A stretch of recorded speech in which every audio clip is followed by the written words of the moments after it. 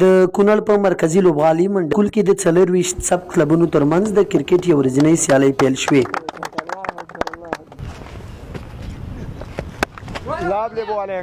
دا سیالۍ د کونړ منتخب لوبډلې ته د لوبغاړو د غوراوي او د افغانستان داخلي کرکټ د لا پیاوړتیا په موخه د مرکزي ادارې په همغږۍ ترسره کیږي چې شاوخوا 2 میاشتې وخت به ونیسي.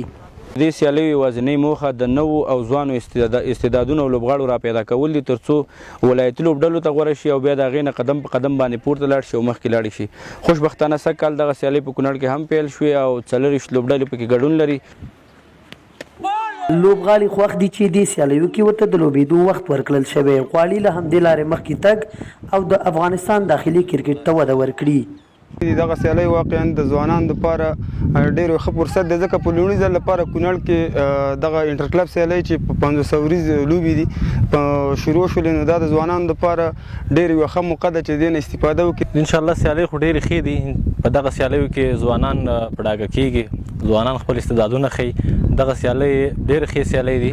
دغه سیالۍ چې ترسره شي نو ځوانان پکې ډېر ښه ځوانان په دغه کې راوځي او کرکټ ته دغه پیاوړتیا وربخي. که څه هم د کونړ کرکټ مرکزي لوبغالی په پوره معیارونو لوبو کولو ته چمتو نه دی، خو حکومتي چارواکي لوبغاړو ته د ملاتړ او دوی سره د هر ډول همکاریو ډاډ ورکوي. موږ د دوی سره په هر ډګر کې مرسته کوو، کومک سره کوو. د امنیت په لیول باندې هم دوی ته ډاډ ورکوو. دوی دغه خپلې سیالۍ د شرعي اصولو موافق لکه مخکې چې موږ په وینا کې ذکر کړه هغه دې ترسره کوي. موږ یې په شا ولاړ یو. دا سیالۍ د هیواد په 34 ولایتونو کې هر کال ترسره کیږي چې د افغانستان داخلي کرکټ پکې ښه وده کوي او د همدې لارې ملي لوبډلې ته غوره لوبغاړي په لاس ورځي.